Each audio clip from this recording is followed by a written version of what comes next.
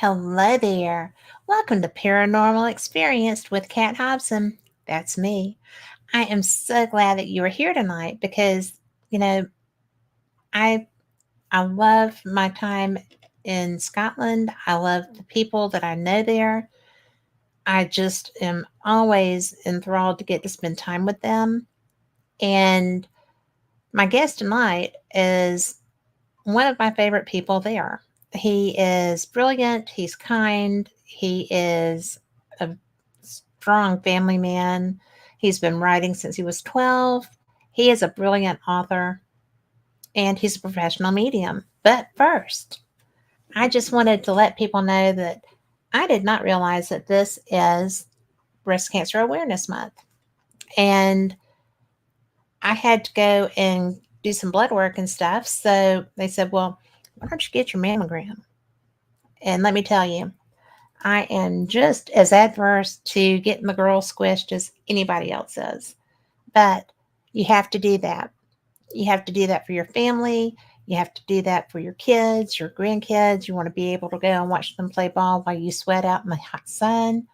It is one of the things that we do not just for ourselves, although that is the primary, but we do it so that we can be with our families going down into history. I want my grandchildren to be able to play with me and I want to watch them grow up. So squish them, ladies. It works. And that being done, that's my PSA for the day. Now, I want you to meet my friend Lee Dunn. Lee is just fantastic. He is kind. He is nice. He is a professional medium. He works with Scottish Paranormal, Haunted Scotland. And Lee, I'm so glad that you're here tonight. Hi. Hi, Kat. Nice to be here with you. Thank you. One of the things that always has struck me, and we haven't really spent that much time together, but you're so calming, you're so kind, your your your gifts are really, to me, fascinating. I'm around a lot of psychics, and to a degree I am one. I am not in any shape, form, or fashion that I'm aware of a medium. I don't see them often. Sometimes I do. Um, I don't hear them like I'm sitting face to face with you chatting, which I understand can be done with you. And I met a young woman by phone here in the US last year who Rick McCollum called me and said, you've got to talk to this woman. You're not going to believe it. And, he doesn't get that fired up too often. You're his friend too. But I was just like, really? I don't know any mediums that are like that. Well, she called me and she was like, well, do you want a reading or you want to talk about being on the show? I said, well, if you've got something for me, then I wouldn't mind having that. But I'm definitely interested in hosting you. And she just went, da, da, da, da, da. And all of the names that she had were not names that anyone would ever associate with me through social media. And except my dad. My dad was on social media, but just as granddad, not as Gordon, right? So it was really wicked cool. And that was my first experience with a medium like that. And she was like, well, that's what I am primarily. I'm psychic as well, but mediumship is my bag. I always thought those things go together. And did I say her name? Her name is Heather Besser. If you find her on Facebook, get a reading.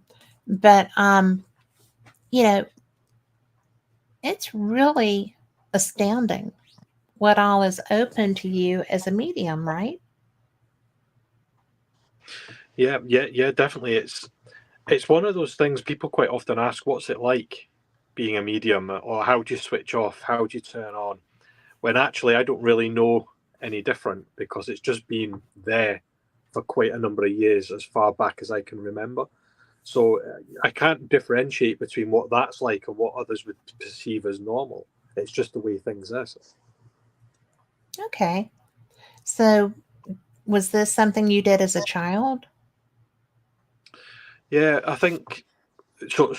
I'll tell you a couple of stories from when I was younger. So my first experience, my first paranormal experience, I guess you could call it, was when I was probably only about 2 years old.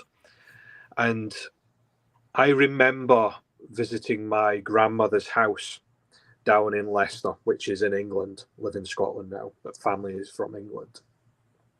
And I can remember going into this cottage, and on the right hand side there was a sitting room, and I can remember an old man on what I can best describe as a hospital bed. He had an oxygen mask on, and he took it off and he smiled at me. And we then went into this kitchen. The kitchen was at the back of the house. And I can remember that. It's a core memory. It's something that I can recollect the detail of really clearly.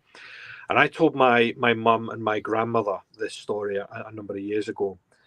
And they were a bit gobsmacked. They were actually, well, yes, we were there, but you were only 2 at the time. I didn't know that's how old I was. I just have a memory. Wow. You were only 2 at the time. But it turned out that we were visiting that household because the widow's husband had died. And what I'd seen in the sitting room was the apparition, or the ghost, if you like, of the spirit of that man who had since passed away. So I remember that really clearly. And then I had a whole range of different things that happened when I was younger. Seeing spirit in hospitals when I was in hospital with family members, or with any visits. I met a policeman in the middle of a field when I was about 8 years old, and remember his old shiny buttons and the old uniform that he had on. And I was lost at the time. I was looking for my brothers, and I got lost in the hayfields. And this policeman appeared out of nowhere. Told me that his name was George, and basically told me how to get out of the field. So I did that. Roll forward a number of years, tell my parents about this when I'm a teenager, and it turns out that I had a very distant relative called George who was in the police going back into the 1950s and the early 1960s. So had that been the spirit of George in the family? I don't know. But yeah, lots of experiences like that, which, when I think back, were probably the starting points to the mediumship that I now do. So yeah, I could tell you stories like that all day long. I could listen to stories like that all day long, Lee. This is something, I guess, because I've had just enough of a taste of it, right? I get precognition a lot. I I do know, right? But I don't see. And if I do see, it's generally in shadow. It's something that it's scary to me a little bit to try to open that up, because I feel like I could if I wanted to. But you didn't really have a choice. It just came to you. It did. It came to me, and I actually avoided alleged haunted locations throughout my teen years because I was scared of it. And Yes. back then, nobody was there to help mentor me or explain what I was experiencing. I knew I was experiencing something, but it was quite scary at the time. So I avoided those It locations. is. Because I consciously try not to, because I don't want to see people in their death state. And when we were in Scotland, some of those deaths were so horrific. I knew I didn't want to see those. Okay. I didn't want to see, blood and gore and headless and, in pieces. I mean, I've always been afraid that somebody was going to show me that. And that is a hard and fast rule. If I go into a location, I'm like, I don't want to see a death state. Yeah. You can talk to me. You can talk to me. I don't want to see a death state. And one of the things that you were very active when you were a child, because you started writing also at 6. Yeah. And do you feel like maybe the mediumship, the awareness helps with the creativity? Yeah, absolutely. And I remember Christmas, I was probably only about maybe 11 years old, something like that. I was given my first typewriter, like an old typewriter, clicky keys and Yes. movable parts and all of that kind of stuff. And I think for me, it was just a way of expressing things that I was experiencing.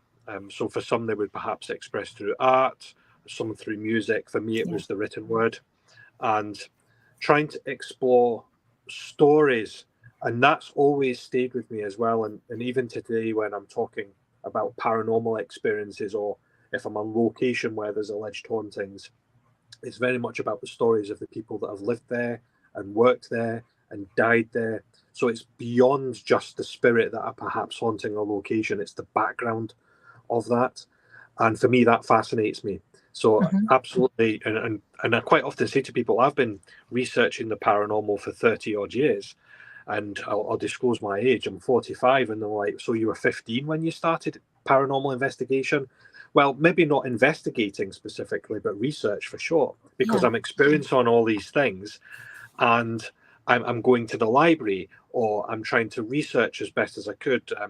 Back then, the internet wasn't available, so it was in the Right. library. It was reading. It was is with books in my hand, looking at text, looking at literature, and of course, then expressing that in other literature forms that I'm creating. So that Hmm. was how I got into that. So yeah, it's one of these things that's always stayed with me, Hmm. and even now. So I can talk a bit more about this later if you want. So I'm writing a new book now, which I call the Codex Spiritum, which is a directory of mediumship and paranormal research and investigation. And I could quite easily create that and put it online and have a searchable database or a library online. But actually, I want to write that as a book. I want that to be a physical thing that you can actually hold. You can flick through the pages. You can look up the index, because that's really important for me, because That that's where index is I came from. huge. Absolutely. And that's where I came from. It's immersed in literature, immersed in books, writing and expressing in the written word. So why would I want to change that? That's just who I am as a person. Well, and I like that. I like to have a tangible. I'm a reader, so that to me is the only way to go. I mean, Yeah. it's not the only way to go. I know that other mediums, look at us here, right? But I am a reader. I've been a reader my whole life, and my I got in trouble because I read so much. It was just like, you should be asleep. You're supposed to be napping. You should be doing this. Why are you still up? I got in trouble a lot for reading. But I like writing too. I'm just about through. And Rick McCullum, if you're listening to this, shut up. But I have been working on a book for 3 years. I've been working on 3 books for 3 years. And I finally, because I keep sticking stuff in my Google Drive. And so I was going through there, purging photos or whatever. And I found about 5 of my stories that I had forgotten about. And they're all paranormal. I've done a lot of stuff. I've forgotten all about that. But I think that that's why I like something written, and why, yeah, because I have your books on the way, the ones that I haven't already read, because I thought I'm just going to get all of those. And then when I come back next year, not in 2026, I'm just going to bring them with, and you can just sign them. But if you would, please. Happy to do I so. didn't mean Yeah. to. I didn't mean to sound bossy. sometimes I I come will off that definitely way. sign them for you now. So that's something that I try to keep up with Gregor, but my goodness, he's prolific. And it's just, y'all are such a good group of humans to hang out with. Yeah. I just, Yeah. And Greg is the same. Ryan is the same. yes. Rick is the same as well. And you're doing this too. We all have these experiences and this knowledge that we've gained over the many years that we've been doing this, and we want to let others know about that, and give people the opportunity to learn from that as well. And I think that's why we all have that interest to put those words down on paper, because we want to express it, without a Well, I doubt. That's agree, because how many people have you run into that when you say, "Oh, well, I'm with Scottish Paranormal," or I'm a medium," and they're like, "Oh my God, how do you do that?" And I get that a lot. You Yeah, know, how can you possibly do that? It's so terrifying. It's like it's not terrifying.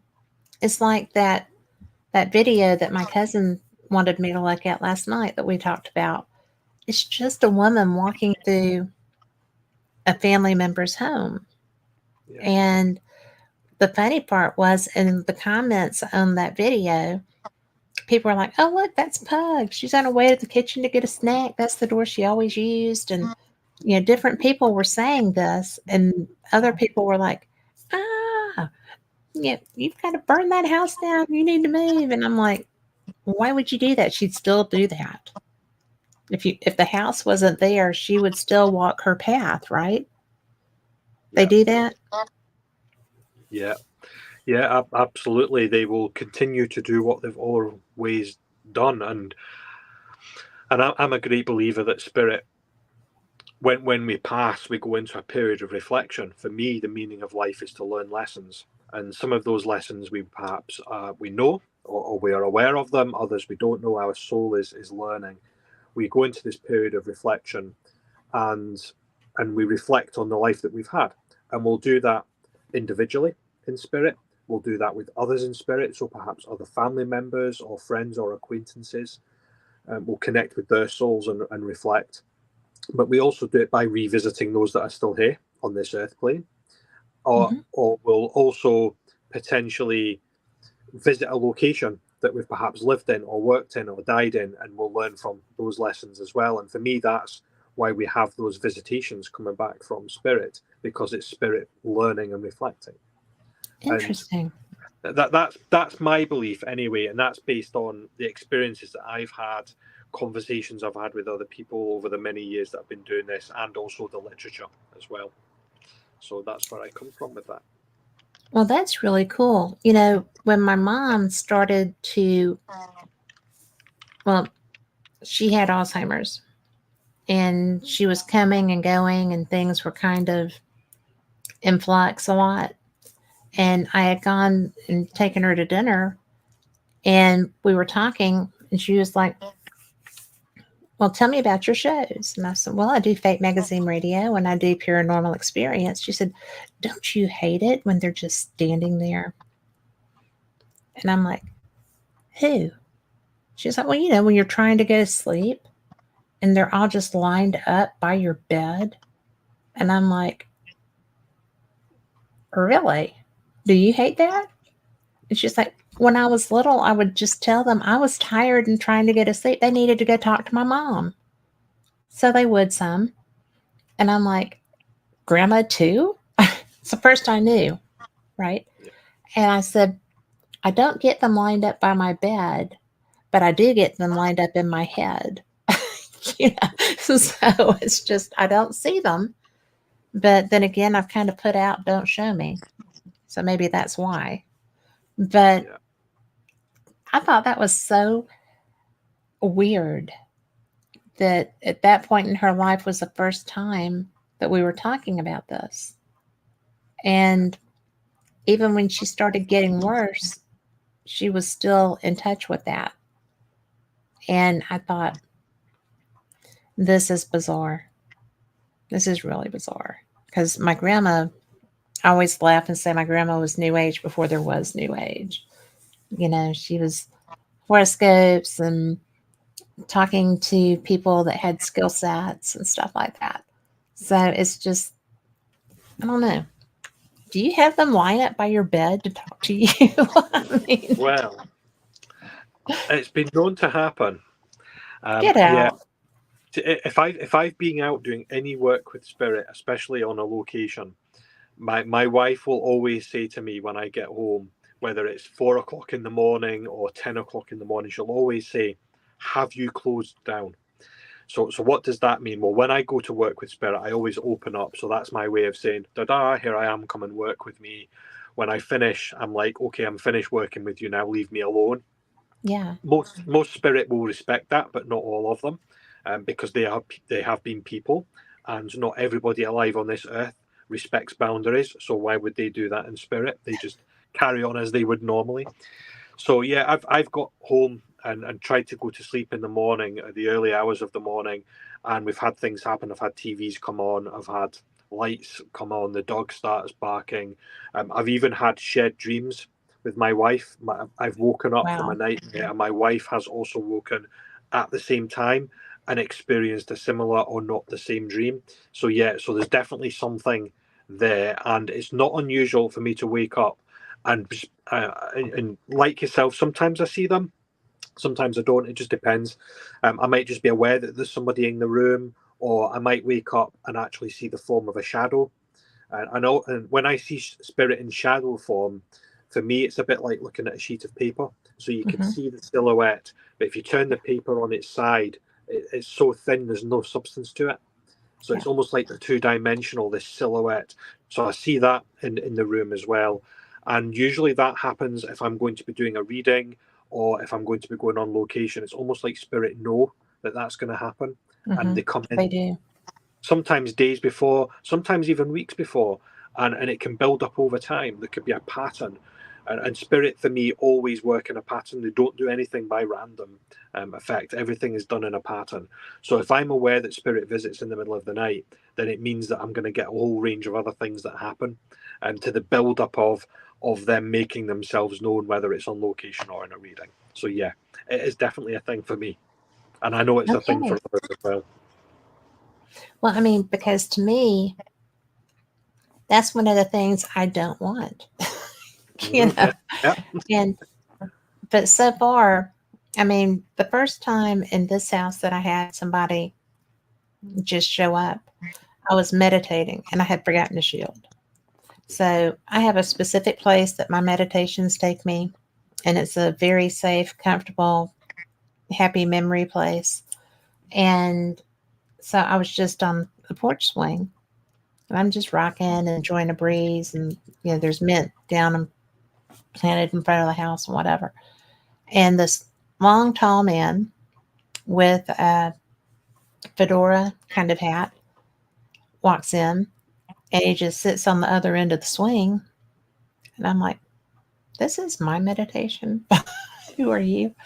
And so, but he wasn't intrusive. He wasn't bothersome.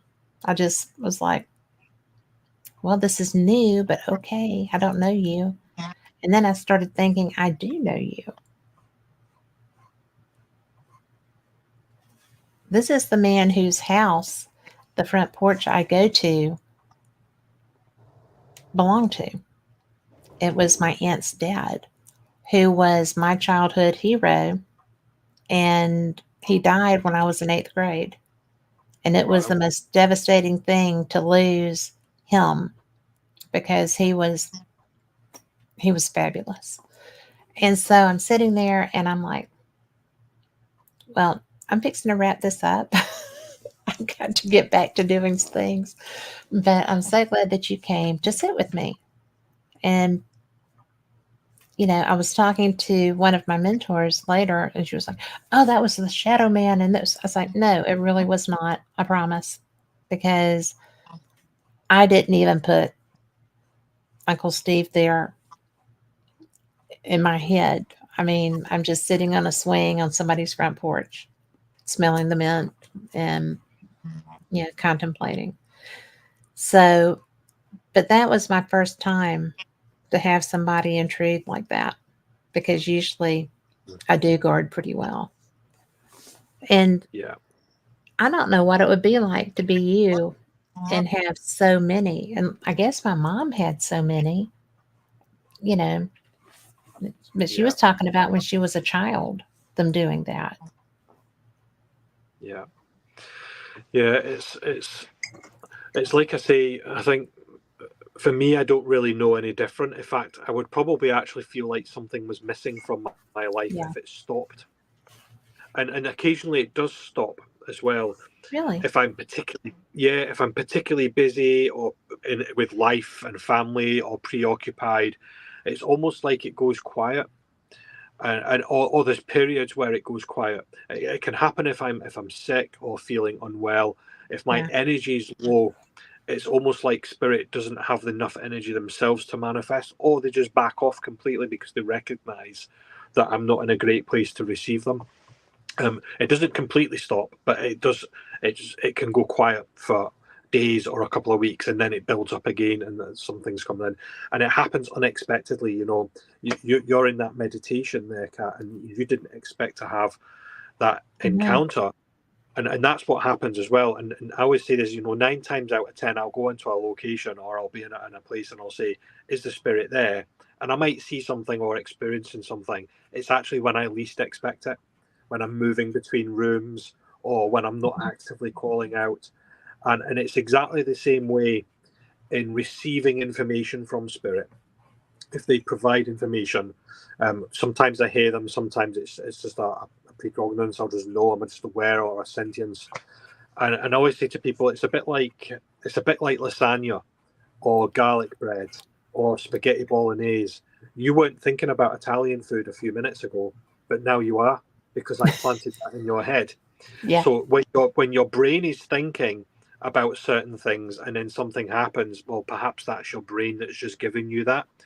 But when something sudden and random comes in that you didn't expect, then for me, that's likely to be an encounter with spirit, as you Yeah. encountered it in your meditation.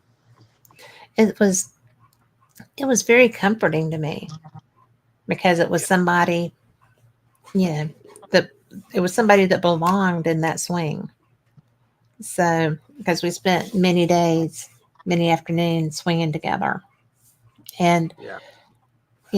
one of the things that I find interesting is that was before I set my rule. Because after that, I was like, I got to have rules. I can't have just anybody doing this. And they don't always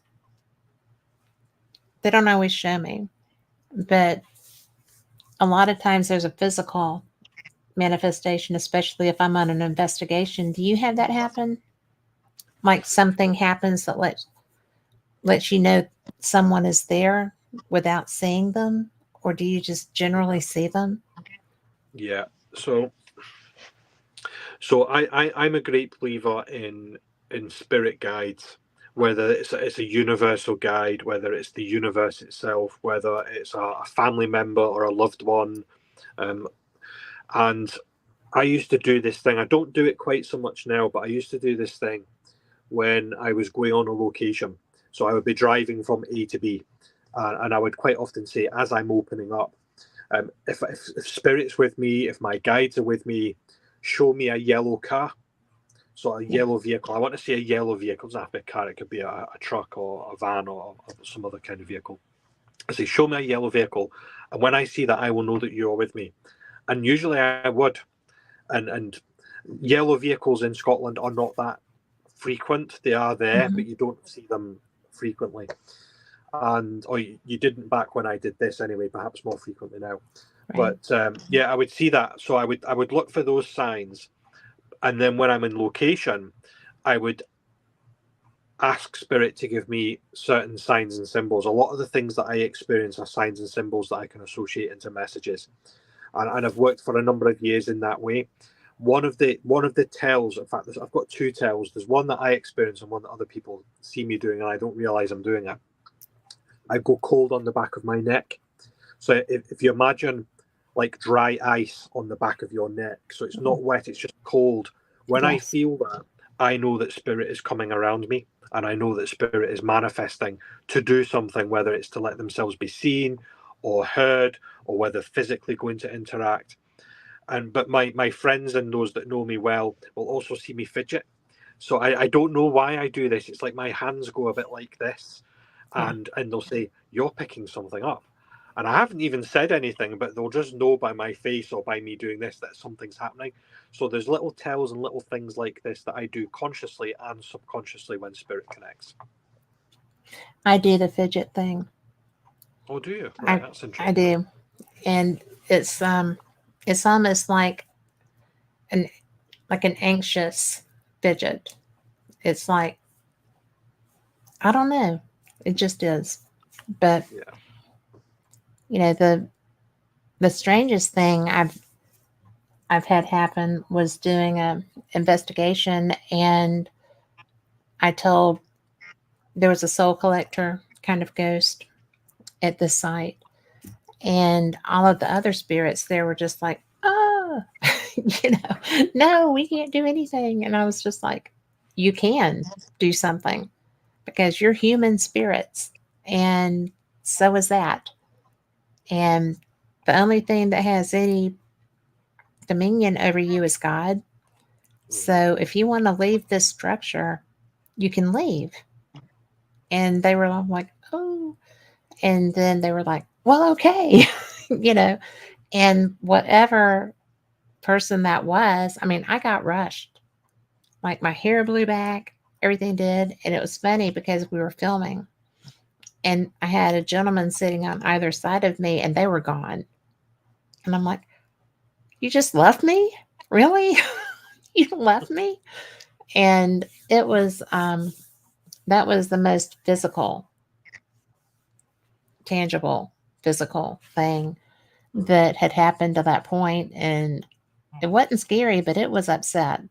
And it was not really a cold wind, it was just wind. And it felt kind of like a breath, but it was just like, it reminded me when I saw the movie years later, um, in Harry Potter when the Dementor goes through him. When is it the Dementor or is it the Dark Lord? But anyway, when that goes through Harry Potter, and it's just like that kind of thing. And I was just like, glad my big strong men stood right there with me through the end. I still razz them when I see them about that. But but they were taken aback by I was taken aback by that. I did not expect. I knew it was getting upset because I was telling them they could go. But for that to happen surprised me. Kind of cool, but kind of surprising. Oh, they do like a surprise. Did you visit the Niddry Street vaults in Edinburgh when you were over? Did you have the chance to visit them? I did go in the vaults the first time, Okay. but I didn't really understand the draw for them because I really like to go into places kind of cold. Yeah. And because this was supposed to be an investigation, I didn't know it was just a tour. And so I didn't know very much going down there. And I got more in the actual living environment than I did in the underground. The vaults. Yeah.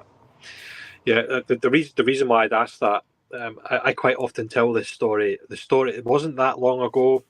Can't remember exactly how long, maybe a few years ago now. Occasionally I scream on location when spirit takes me by surprise, or if I see a spider, but that's a conversation for Spiders another are time. given. Yeah. God help them if there's a snake. Oh I'm yeah, out. definitely. Demonic entities any day. Spiders no. Yes. But yeah, but I was at the Niddry Street vaults, and we had there was a large group of people there. It was a public event. There were probably about 20 people, and there was one young lady, I would say maybe 20 years old thereabouts, and she was supposed to come with her friend, but her friend never turned up, so she was by herself. And I always like people to have a good experience on location, whether anything paranormal happens or not. And I could see it by herself. I said, "I'll tell you what, come and spend some time with me. You can buddy up with me. Come round with me. I'll tell you what's going on," and just making sure she was okay and she wasn't by herself. Well, anyway, in hindsight, telling her to come next to me as a medium when things quite frequently happen was probably not the best idea. So here we are together, moving up this corridor, and it was a second. It was literally a second in front of us, maybe half a meter away, is this massive silhouette of a man, well over 6 feet tall, so really, really tall, really broad, and you could see him. He flashed in front of us for about a second and then disappeared again. Now, at that point, I was a bit taken aback because I didn't expect it, and I'm like, oh, but I didn't scream at that point, but she did. And she grabbed my arm. She saw him, and it was a male. She saw him at exactly the same time I saw him. She grabbed my arm and she screamed.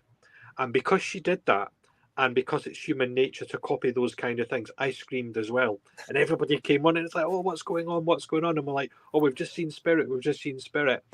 And she didn't let go of my arm for the whole night. I actually had bruises on my arm the Oh next my day. goodness. And I never saw her again anyway, bless her. But yeah, so spirit have the capacity to take you by surprise, even when you are asking them to do something.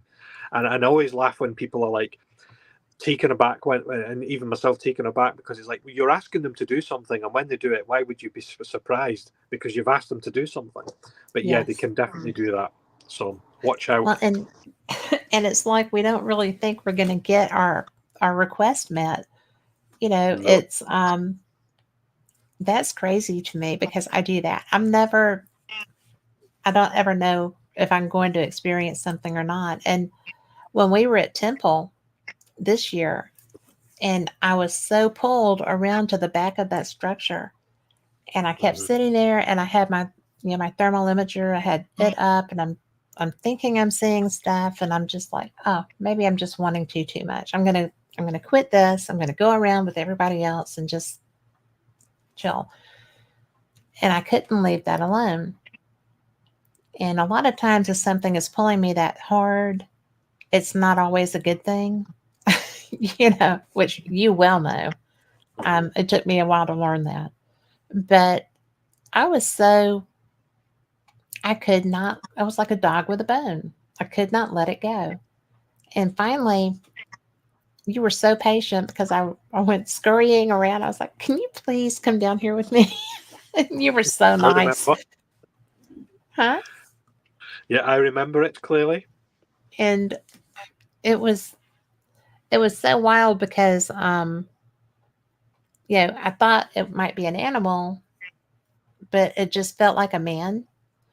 And so then, were you still down there with me when that dog came up, Yeah, came that's right. walking? Yeah, along the back part. Yeah. Yeah.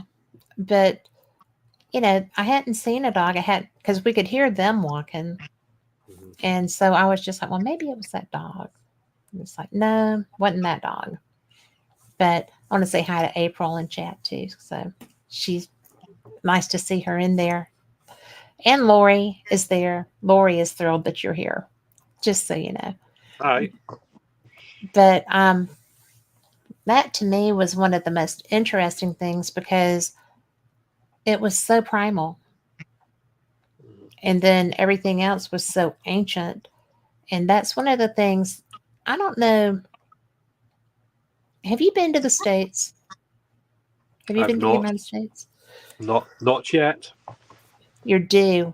Mm-hmm.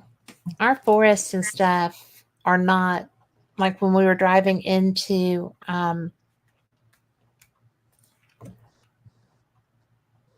good Lord, the one that's Mingus, which, by the way, I found a Mingus Creek here that's spelled Mingus. So I took a picture of that just for Greg. But and for everyone listening, if you've seen it in a sign or something, you're going to say Menzies, but it's Mingus when you're there. The forest, as you're driving through there, it is primeval. It is ancient. The needles on the trees are like huge in length. And I was going through some of my video from that the other day, and I thought, oh, look how beautiful that is. But when you're in an outdoor environment, or are you often in forests and stuff when you're out? Because I feel like there's a lot in your forest areas, in your natural places. Yeah, absolutely. And it happens all the time. Even if we're in a castle or in another building or another location, there's always something connecting to the land, whether it's ley lines, the energy of the land, something that's happened on the land, buildings that have been there before the 14th century castle, something even older. And not that unusual to get connections to do with the Romans and potentially even going further back to Pictish times. So absolutely, the land itself, the woodlands, the forests, lots of energy, lots of things going on there, and just as active as the buildings themselves. I would think so. And there is Rick McCollum in chat. Hello, Rick. But I think that it's so much fun because, like I said, we don't have anything that old. April says, let me read this.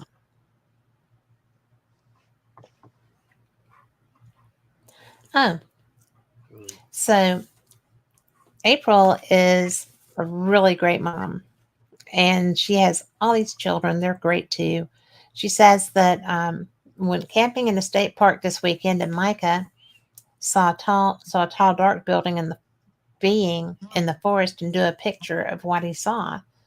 And she sent it to my friend Denise, her cousin. And April, was it a human figure or was it an animal figure? We'll wait on that. But I was just curious because I know kelpies are in the water. I know fairies are in glens and pretty much anywhere because they are here. But do you have anything? Have you come across anything when you were in an outdoor environment that you felt was like, oh, this is really strong and I'm not sure what I think of this? Mm-hmm. Yeah, and I always refer to them as elemental energies. Mm-hmm. But don't get me wrong. There's human souls and human spirit in those locations as well. But Sure. but there's something else out there as well. I call them elementals. Whether you want to call them fairies, leprechauns, trolls, quite often captured in folklore and Yes. historic tales. So those kind of energies, yes, I've encountered them before, without a doubt.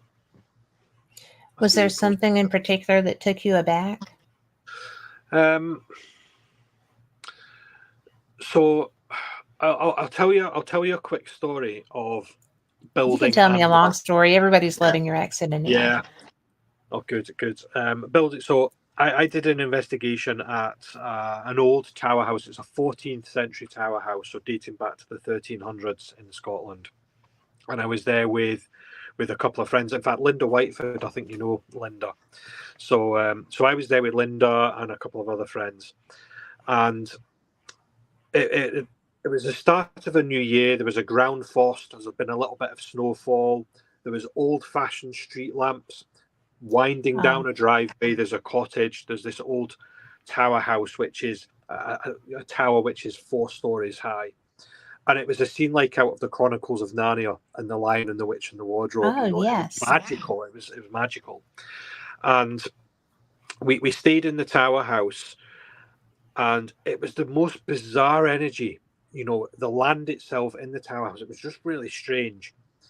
And I'll cut a long story short because I could talk about this all night. Each floor in the tower house had an internal phone system, so you can't phone outside of the building. It's literally like an intercom, so you can talk from one room to the next, internal only. And there was about 5 or 6 of us there. We're in the 3rd story bedroom, and the phone starts to call us. The phone's ringing, and it's like, well, that's odd because there's nobody else in the building, and we're all together in this one room. So everybody's like, who's going to answer that? And I'm like, I'm not answering it. So anyway, somebody else answered the phone. And you could hear this growl down the phone. So my friend slams the phone down, and we're all a bit like, oh, that's a bit weird. And, you get to a point in an investigation, don't you, sometimes, and you're like, time for a break. Let's have a break. This was one of those times. Let's have a break. So a couple of people went down to the 2nd floor, which was where the Great Hall was. Myself and somebody else went down to the basement, which is where the kitchen was. And we were making coffee and tea, and I said, I'm going to call that bedroom back on the phone and see if anybody answers it. So I phone it, and it's engaged. It's like, that's strange, that's engaged. So I put the phone back down in the kitchen, and then the phone starts ringing again, and like, oh no, this is bizarre, something's going on. But the other thing as well is the place was covered in dead flies. There was flies everywhere, dead flies, and we all felt really odd. We stayed the first night. It was a 2-night event. The first night we all slept in separate bedrooms. In the middle of the night, I could hear children crying. I was aware of a presence in the room. There was a lady at the bottom of the bed, talking of people being in the bedroom at night, so the Right. bottom of the bed, spirit of this lady. But we also had these strange wet footprints on the stone staircase. And we were out in the grounds. There was a stream under the ground. The land itself felt really bizarre. Anyway, we captured all of this. And I sent the case to a demonologist friend. And he looked at it, and he actually thinks that we had an elemental energy. And possibly the elemental energy of a troll. And it turned out that there's a what we in Scotland we would call a burn, which is a small stream. So there's a stream under the tower house. The tower house is built upon this. And we think there was a water elemental or a troll. Because when we were doing the investigation, I'm also seeing, and I'm seeing this psychically, like a washing line that you would hand your clothes you're washing on. But I'm seeing animal skins hanging from it.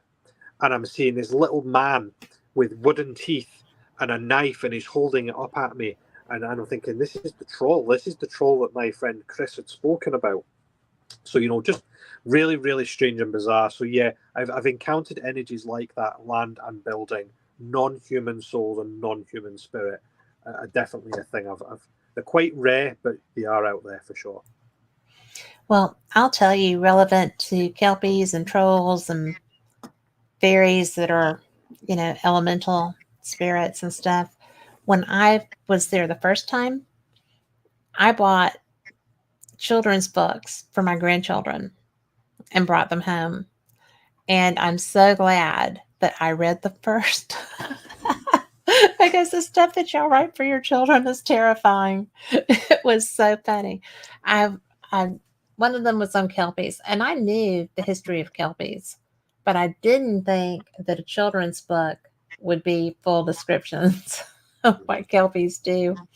And so they're sitting in my dresser in one of the sideboard cabinets because I'm like, no, I can't read these to these children. So maybe when they're teenagers, but I was just, the trolls featured largely in one of them, but I just thought, these are not children's books. I guess they are children's books. There. But no wonder you're all full of, whimsy and mystical things. You have to learn that to protect yourselves. So yeah, definitely. And I always say to people as well, even if you've investigated or been to a location many times before, there's always the opportunity to encounter something new that you haven't encountered before. You have to be prepared for that. Greg always laughs at me because he's like, "That's so far. Y'all don't have a way to go that far." I'm like, trains, but you have to find trains that stop where you want to. You have to go where the trains are or the buses. But I sent him a thing that said, "How do I get to Orkney?" So is that how you say that, Orkney? Yeah, yeah. But I was like, "How do I get there?"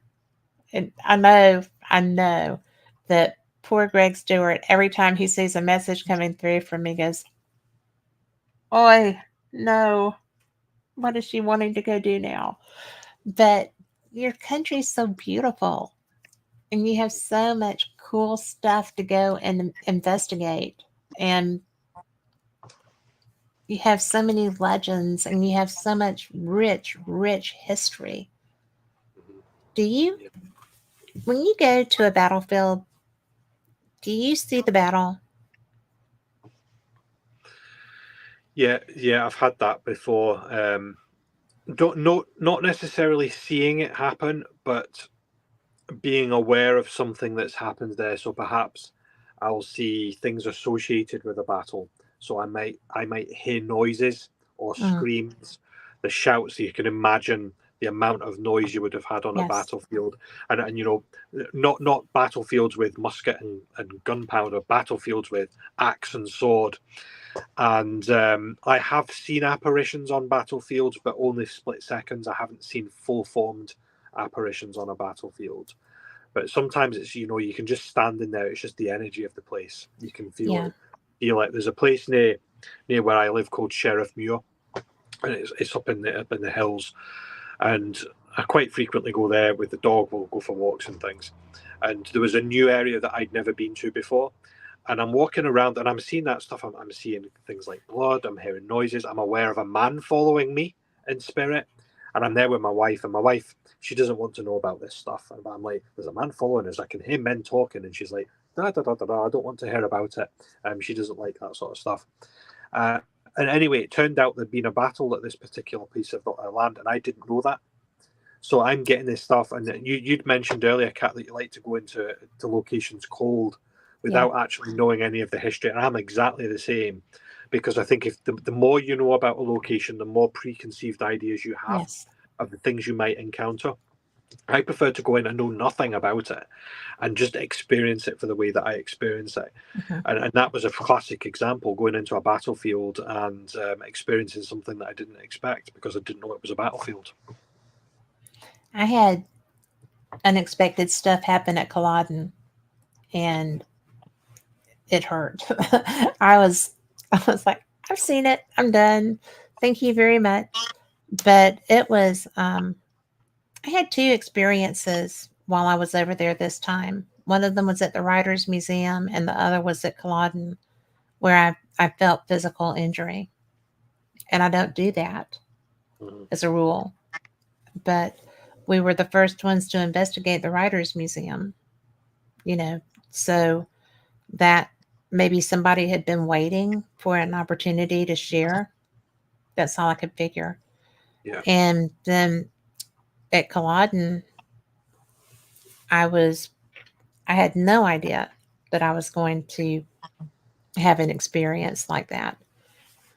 And I decided that I really don't like those because it was like, I'm good, thanks. Do you ever have physical manifestations of injury? You do? Yeah. Occasionally that can get placed on. Like yourself, I have my boundaries and I have my things. When I'm opening up, I'll say, this is what I want to experience. This is not what I want to experience. And most spirit will respect that. But yeah, sometimes I'll get things, I'll feel stabbing pains where somebody's been stabbed, or I'll feel as if my arm's missing, or I might feel as if something smacked me across the back of the head.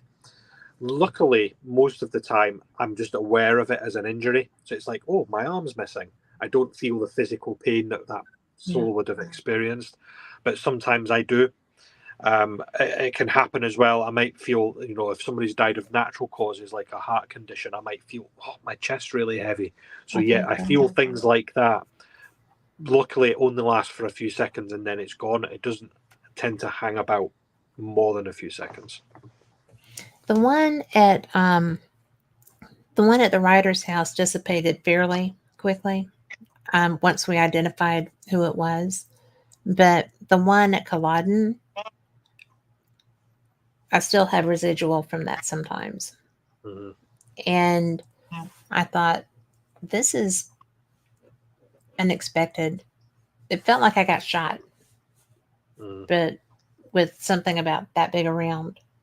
Okay. And it was just like,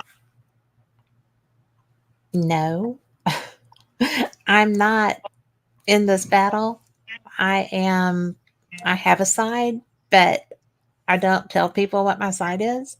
I just do walk through places. I'm not going to discuss which army is who when I'm on a battlefield.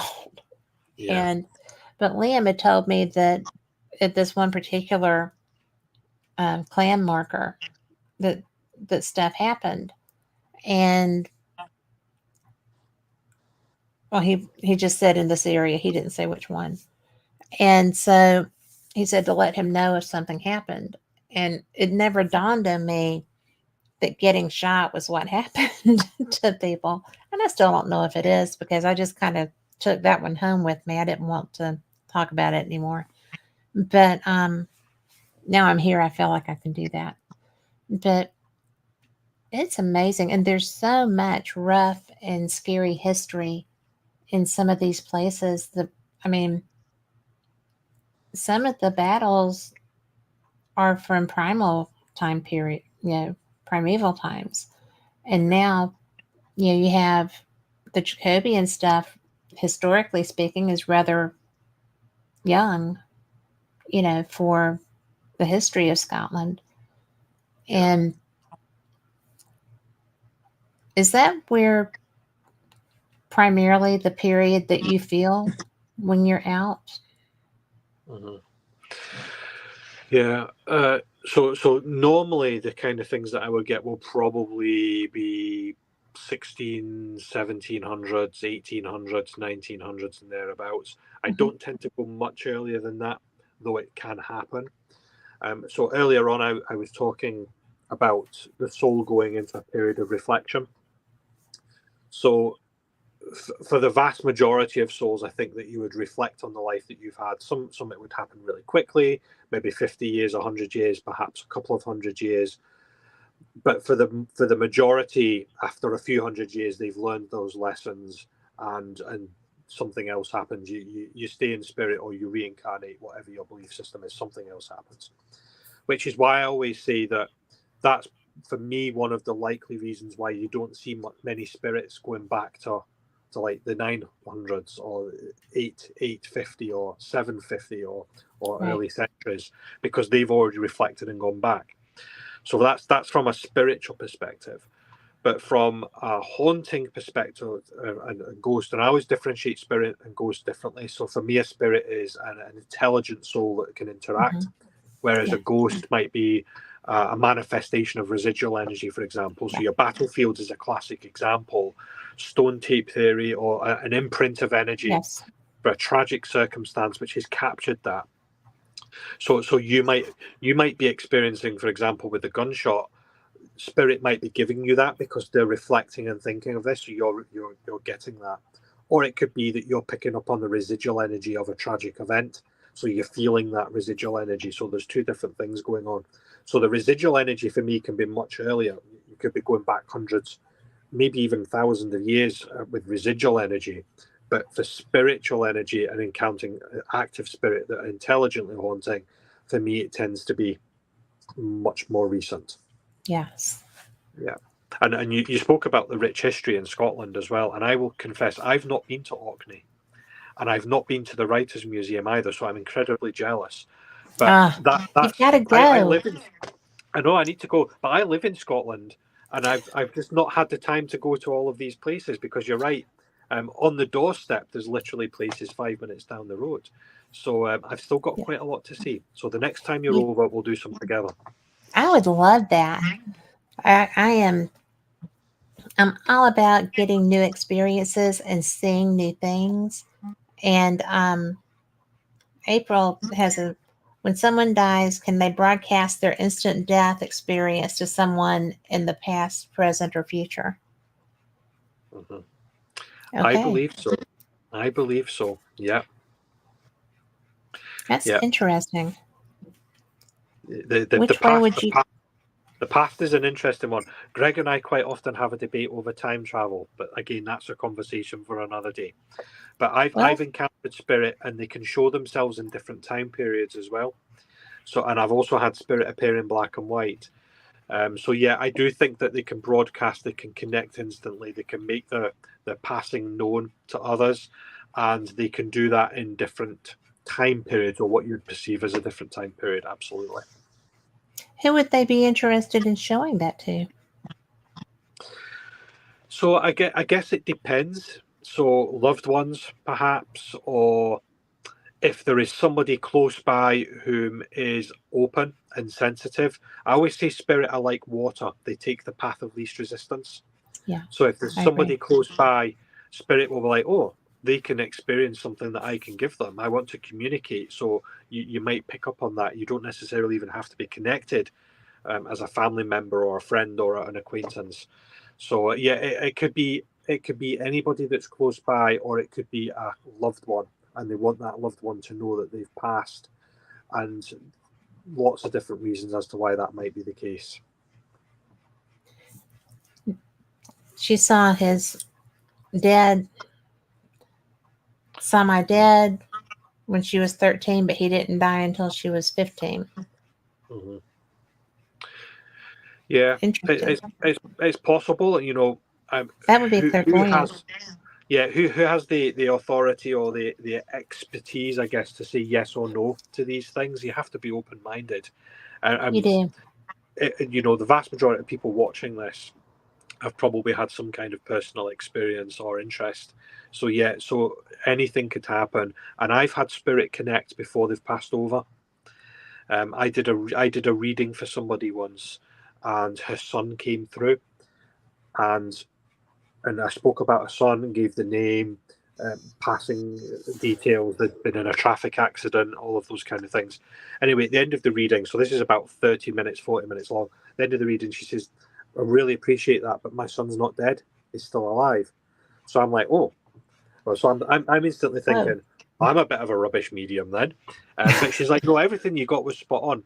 It turned out her son had been in a road traffic accident but was in a coma, and he was physically alive, but Oh the my doctors were gosh. about the doctors were about to switch off the machine, which is why she'd got the reading. So for me, his body's physically alive, being kept alive on respirators and machines, but his soul had already passed across to spirit. So that actually gave her an incredible amount of comfort, because what I described was basically what she felt. She knew that her son was away, that he was no longer there. So Yeah. so you know, April's experience of seeing connections to do with her father before his passed, absolutely that could have happened. That's so interesting because you don't think of, or I don't envision that being a thing. So I'm glad Yeah, that you explained that. yeah. Yeah, and I mentioned earlier on as well about seeing spirit in black and white, and I'll tell you this story as well. So this was another reading that I had done. A lady in Stirling, so central Scotland, not far from where I live, and a man came through. If I recall, I think his name was Stuart. He was a grandfather that came through, and I was describing him, and I could see him, but it was black and white. And I'm like, I don't know why. This is the first time I'd experienced spirit in black and white, because normally I would see them in color. If I Sure. see them, if it's not a shadow and I see the physical features, it's in color. So I'm like, I don't know, his band's black and white. So I'm describing them, and she says, "Oh, wait a minute. I'll go upstairs." So bum bum bum bum bum. She goes up the stairs. I can hear something happening. A few minutes later, bum bum bum bum. She comes back down the stairs. She has this photograph. So she'd never met her grandfather. He died before she was born. Okay. The only physical thing that she had to show what he looked like, because she had no memory of him, was an old black and white photograph. It was exactly how I was seeing him. So her grandfather had shown himself to me in a way that she would understand, because she could Yes. see the black and white photograph. So spirit, but back to that time travel and back to spirit showing themselves in different time frames, or showing injury, or showing themselves younger or older. They can manifest however they wish to show themselves in that moment. That's fascinating. And, you know, it's so clever too, because um, it was, it's so individual. And the fact that they know if I don't do it this way, they're not going to get it.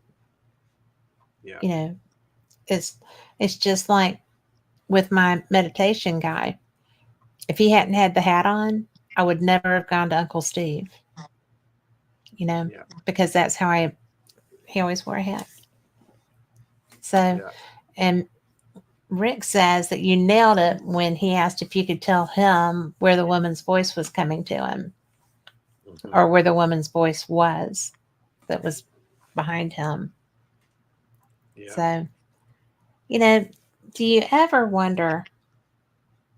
I'm going to give you a little razz here or there, but when your friends who know how good you are at doing this, and who sometimes seem surprised when you know things, does that just kind of make you go, really, guys? Or is it Yeah, just kind of like, yeah, I showed them, I knew that? yeah.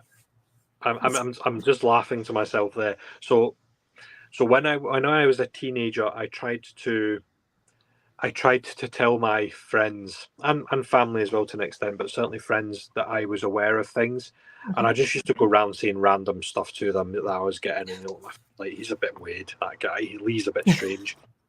And then I started to tell some of my friends things that I couldn't know, and I spoke about their loved ones in spirit, and now they are aware. I've done quite a few readings, or I've messaged people that I would know from my childhood that I haven't seen maybe for a number of years, so they know what I do.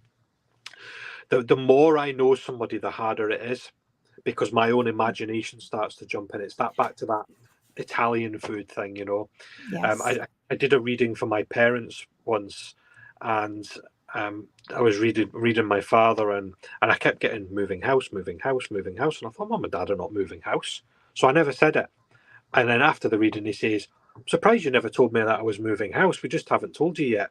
So I'm like, damn, because I knew that I was getting that, but because I know my mum and dad, I'm thinking they're not going to move house, so I didn't say it. So it's like going into a location cold. It's easier to read somebody when you don't know anything about them, because you don't second guess the information you're getting. You can Yes. just how it is. You can just out with it. Yeah, gets me into trouble sometimes though. Yeah, if I'm in the supermarket and I start doing the fidget thing with my hands, and my wife's like, what's up with you? And I'm like, I want to tell that young lady on the checkout that she's pregnant. Apparently that's not the sort of thing that you can do. She's like, don't you dare say anything, don't you dare. And she walks away from me. But yeah, I've got into trouble a few times because you don't know how somebody's going to take the information. Most people are open to it, but not everybody. So you have to be careful with that. Well, you do. And, you know, my problem is that if somebody asks, then I can't help it. And it's so funny because I will not, like, randomly, I won't just read somebody again. No death states, there are rules, you can't do this. But if somebody comes up and asks me something, and I'm just like, why would you ask me that?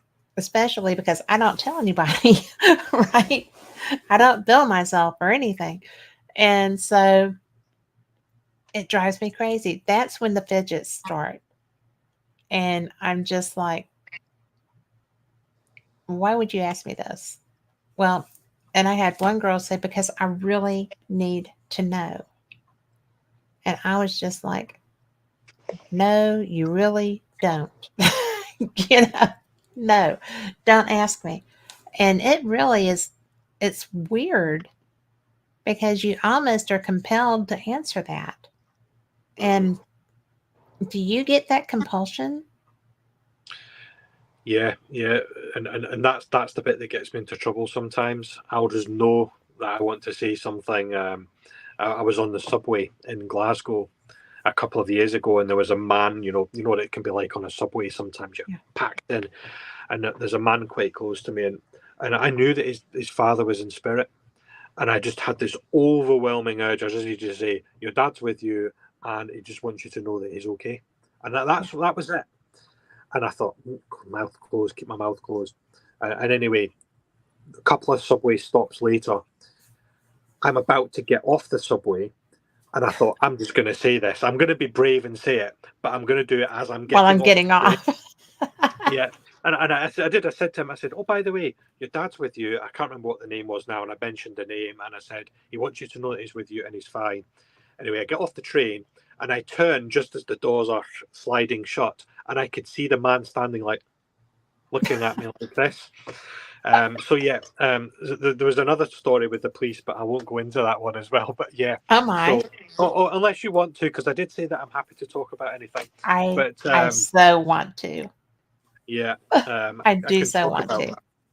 Yeah. Oh, my light's just gone off. It's gone a bit dark. But yeah, so yeah, and you know, you're absolutely right. People come up to me all the time, people that I know, and strangers as well, and they'll ask me to tell them things.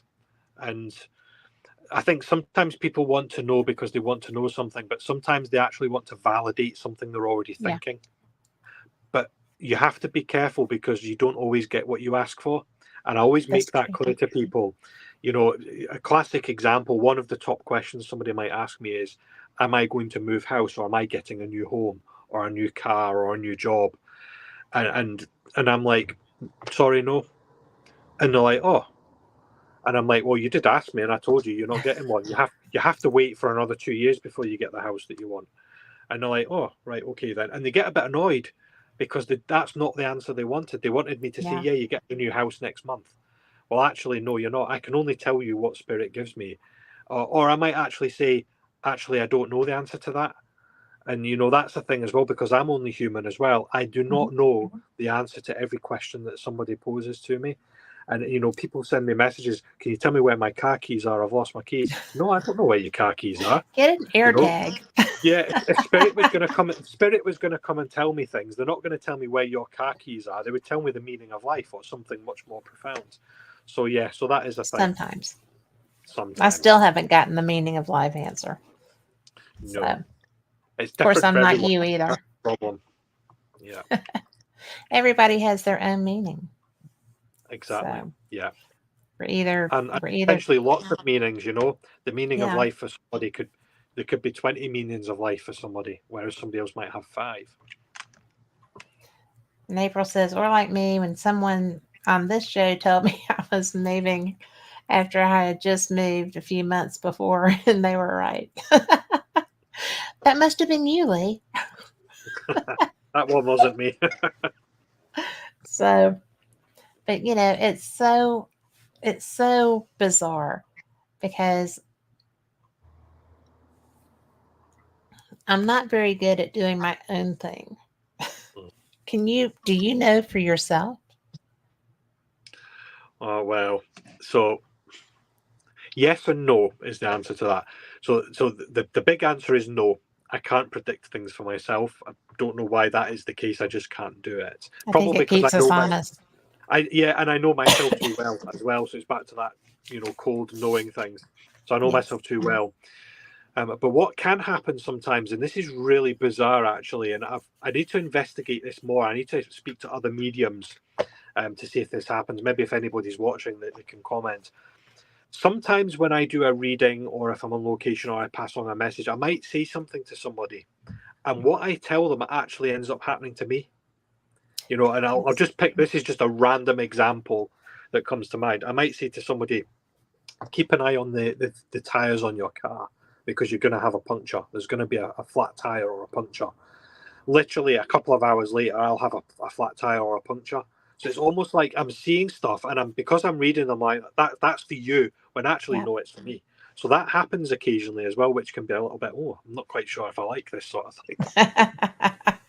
Well, the good thing is that you don't know it's for you when you're doing it. So, Exactly. Yeah. you know, that's just kind of the balance maybe.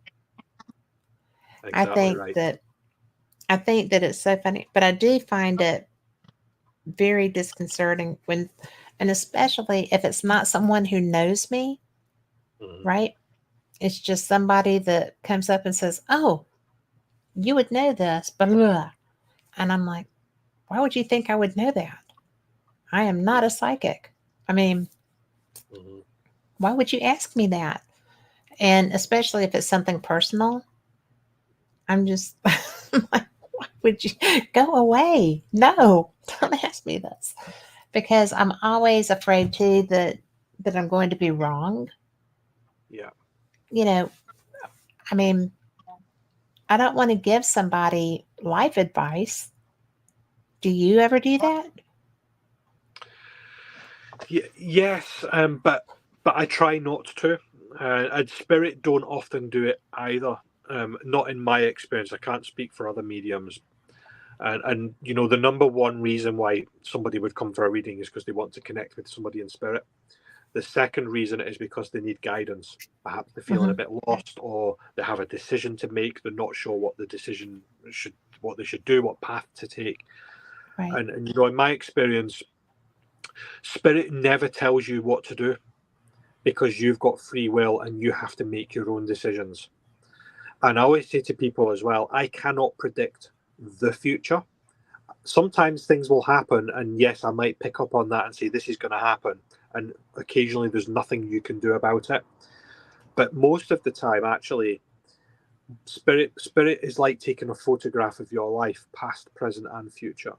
And what they'll do is they'll say, based on the path that you are on, the things that you are doing right now, the things that you're saying, if you continue on that path, then this is what's going to happen. But you can change that path. You know, a classic example, I might tell a young lady she's going to have 10 children. And she might be like, well, I'm not having 10 children. And she does something about that. And then she only has 2 children. Right. But if I hadn't have said anything, would she have had 10 children? Maybe. But because I've told her and I've intervened, it's changed things.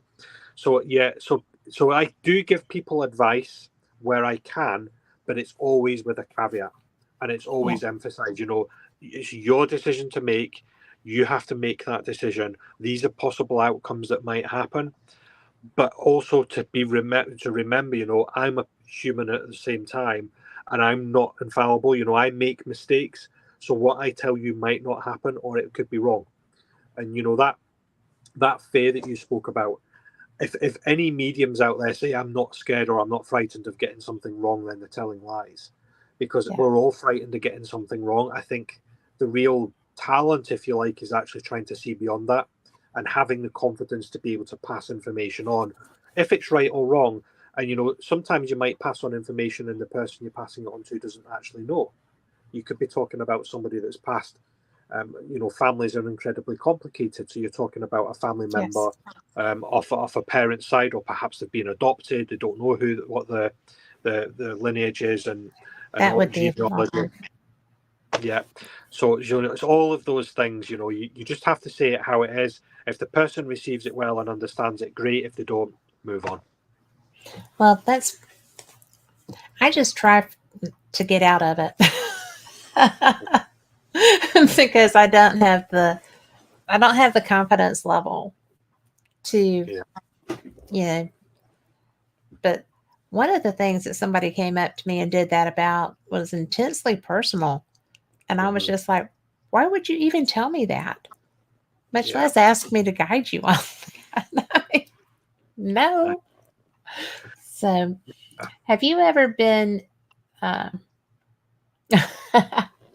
Lori, did you hear about our experience when we were at Bannockburn when Lori always asks every time we investigate, do you recognize my energy? It was like, oh yeah, you killed me. So so she was like, don't ask if spirit recognizes your energy. And she thought that I was crazy when I was telling her that. But not everybody is going to be glad to see you, even if they do. I mean, I'm always glad to see her, though. So there's that. So we travel well together. And we haven't killed each other yet. So, yay. So when you have children. Yep. And when you became a dad, this is sensitive. Is it okay? Yeah, sure. When you became a dad, do you guide your children based on your intuitiveness, your gift? Do they listen?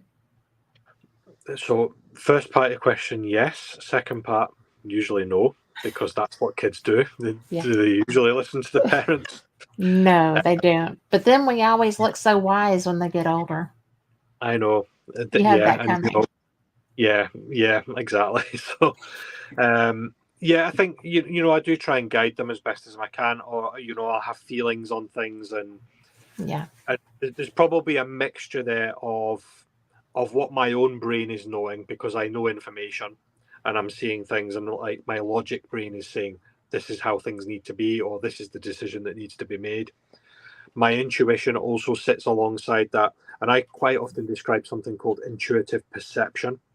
So intuitive perception is basically your current knowledge, the things that you already know and experience, your logic brain, your conscious mind, if you like, your subconscious mind, all of your senses, so touch, sounds, taste, sight, all of those kind of things, and also that elusive sixth sense. So just knowing something or being aware, the gut feeling or gut instinct. When you package all of that together, that's what I call intuitive perception. So it's making an informed decision. And you don't have to be a medium to do that. And I believe that everybody can do it. You know, I do. if everybody at some point in their life will just act on a gut feeling about something, it's that intuition that guides us. That's part of being human. I guess the difference with the medium, and for me occasionally, because I don't always get it right, is that I'm probably more aware of my intuition and I try to put my logic brain aside. So it's that whole head and heart argument. You know, sometimes your head says one thing, your heart or your instinct or your intuition, whatever you want to call it, tells you another thing. It's like, which one do you go with? I would probably be more inclined to go with my intuition rather than what my head always tells me. I would agree with that because sometimes it's just if you're too invested in a situation, it's going to be hard to go with your intuition.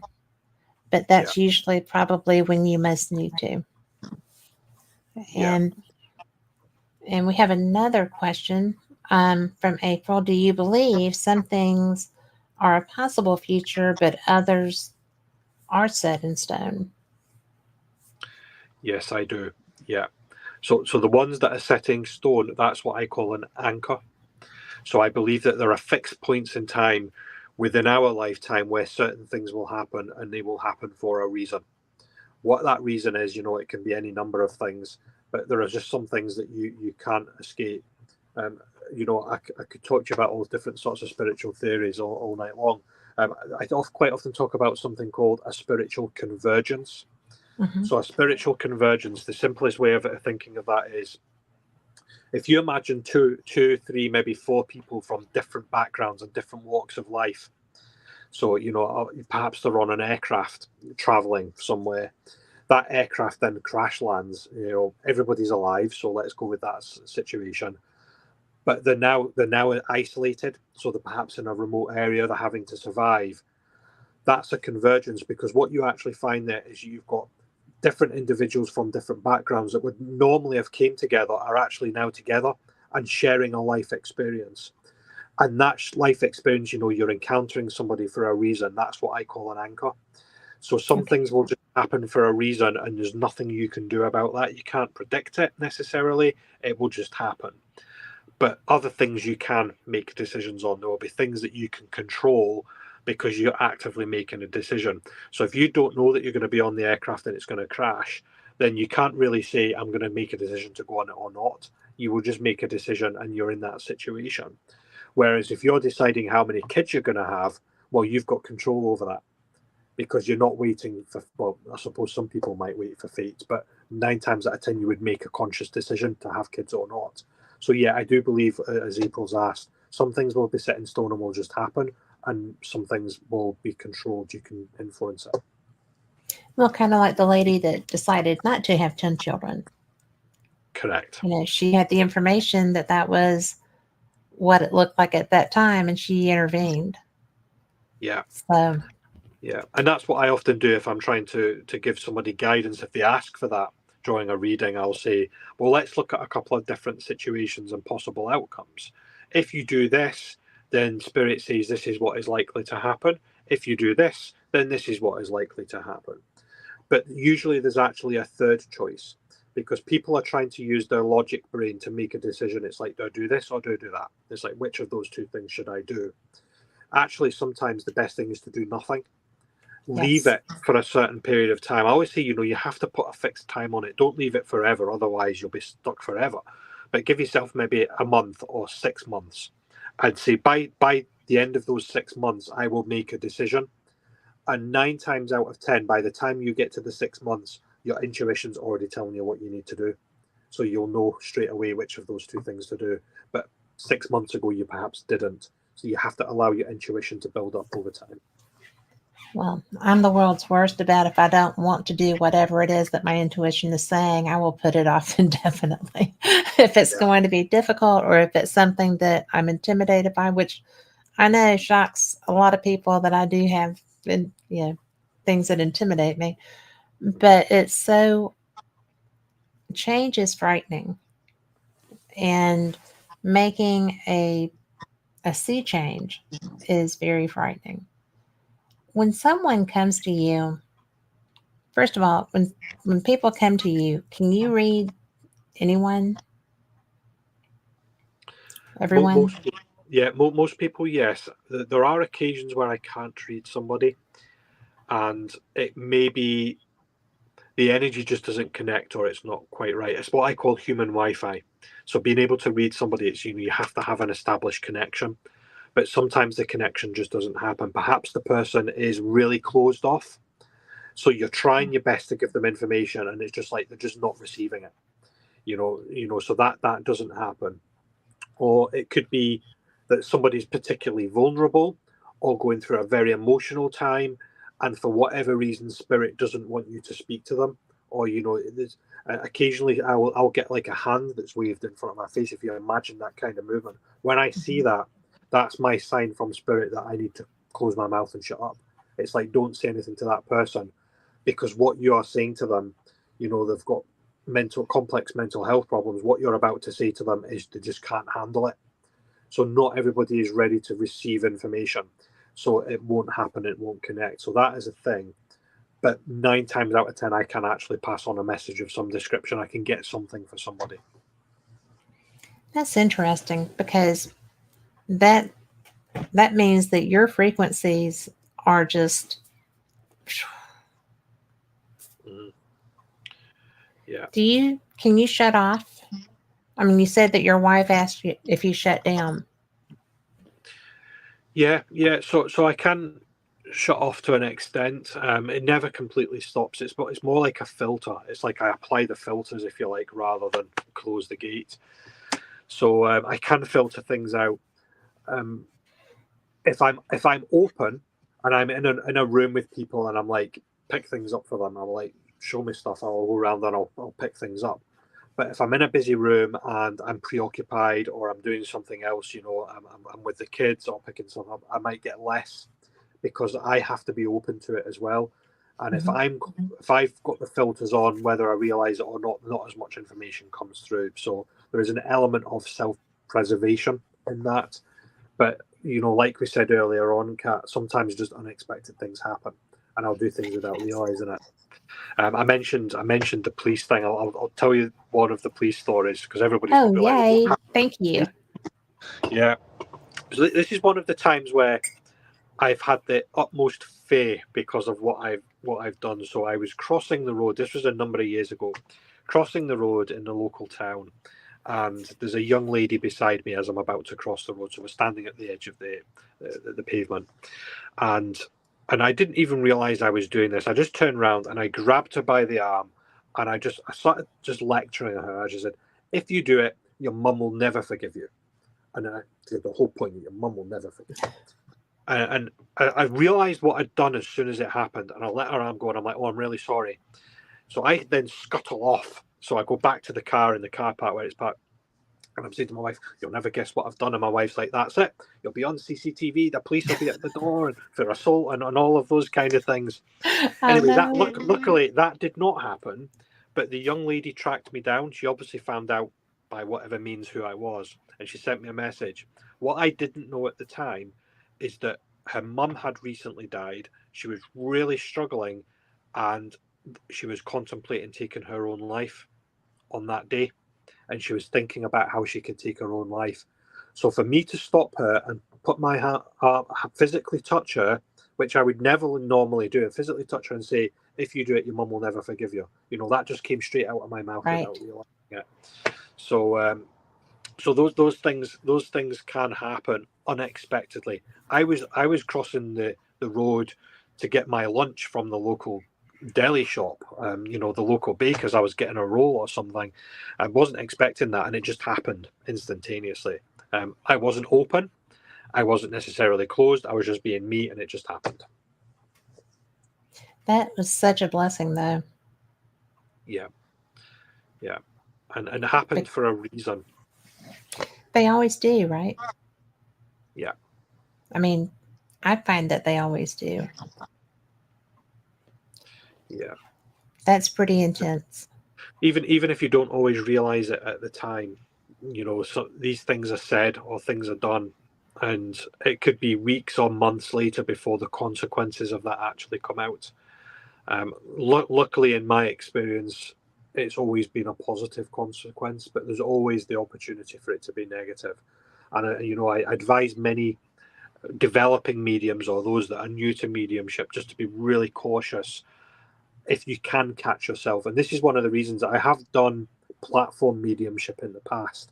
So for the Spiritualist Church or a charity event where I've been on stage, I think the largest audience I've done was maybe 500 people or thereabouts. So I've done quite large audiences. That is huge. And I can do it, but I don't like doing it because stuff just comes out of my mouth, and I would be really, really worried about saying something in a public forum that is perhaps very personal to somebody.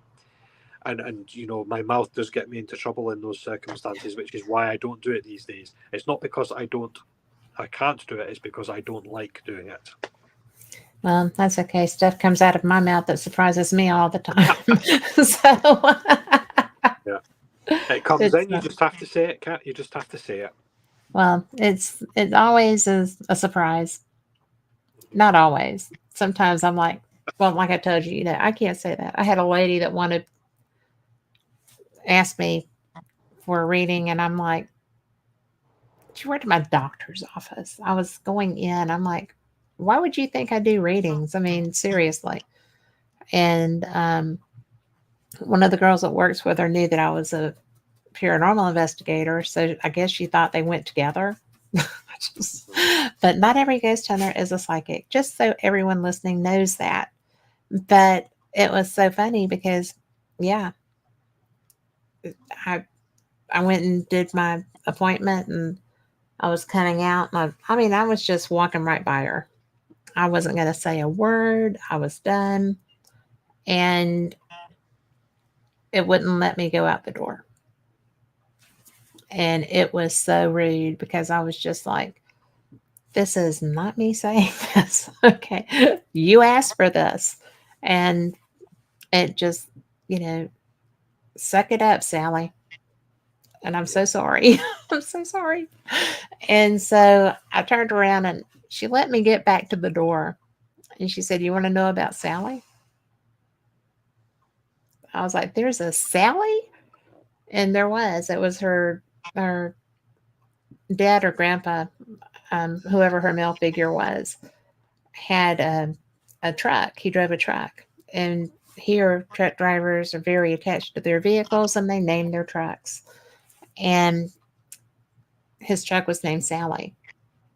And anytime when they were little and they would whine about not wanting to do chores or whatever, he would always tell them, "Better suck it up like Sally. She just sucks at it and gets right up that hill. You better be sucking it up too." And I was like, get out of town. Okay. And again, that was one of those things that somebody asked me. I was asked to do this. And I'm like, I don't do readings. Why would you even ask me that? I'm not that person. Do you see anything here that says medium, psychic, I know things? No, you don't. And it was just like, well, you might see it. You're different. But, the average person on the street is not going to just walk up and say hello. But that's so weird. When it's weird that it happens to you and you feel like you have to do it too. Yeah. It's just, do you think it's because it's such a real need? Yeah, I think so. I mean, I suppose by the very definition, a medium is like an intermediary or somebody that's in the middle of something, the living and the dead, I guess. And I think sometimes spirit can have such a sense of urgency that they have to put information across. You're picking up on that urgency. So it's almost like, you have a frantic spirit or they're desperate to put information over. Not only are you getting the information, but you're also getting their desperation. So it's like you're getting both of those things. It's like a double whammy. And that's why you feel that need to pass it on. So it's not my need to pass the information on. I'm picking up spirit's need to pass the information on. I'm just being the mirror for it, and doing that. So yeah, and I think that's why sometimes you get information and it happens. I get information, I'm like, oh, that's quite nice, but I'll just walk on. And then other times I'll get information, I'm like, no, I have to just say this. I need to pass this on because it's becoming so overwhelming. I actually did it at there was a psychic show in the local city is Stirling, near where I live, and it was another medium that was on the platform. He was doing it was a stage show. I like to go to these things as well. Maybe I'll get a message. Who knows? Right. But I'm standing, in the background, and there's a group of women in front of me, and the medium's doing his messaging, and he was brilliant, spot on the messaging. But he didn't come to the people in front of me. But because I'm standing right next to them, I know that there's a man in spirit next to them. And I know that he's the husband of one of the women. I know that he's the father of one of them. And, I knew the connections. And I could see how he was dressed. And he's basically waving at me like this. And he's going like this. It's like, so I know he's desperate to speak to them. But he can't get into the medium up on the stage because the medium's got a queue of people trying to speak to him. So this guy's like, oh, I've got no chance of speaking to him. Oh, wait a minute, there's a medium there. I'll speak to him. It's that path of least resistance thing. So I'm getting this, and I'm like, my God, and I'm like, with the people next to me, I'm like, I'm desperate to pass a message on to those people. And like, just do it. And I'm like, I can't do that. It's somebody else's show. Anyway, I did wait until the end of the show and everybody's departing and leaving. And I thought, I'm just going to go up to him. And I felt really awkward. And I'm going on. And I'm like, excuse me, I just want to speak to you for a minute. And I'm a medium. And I just want to say, and it all just came blurting out. And they're all like, thank you so much. We really needed that. Oh my gosh. We've got a lot of stuff going on in the family. This man had passed over. We really needed it. That's why we came across. We were so disappointed not to get the message from the medium. So not only am I getting the desperation from spirit, that human Wi-Fi, I'm picking up on the desperation of the group of women to get the message. The energy's just connected, and I was right in the middle of it, and that just happened. That's so neat. Yeah. That is so neat.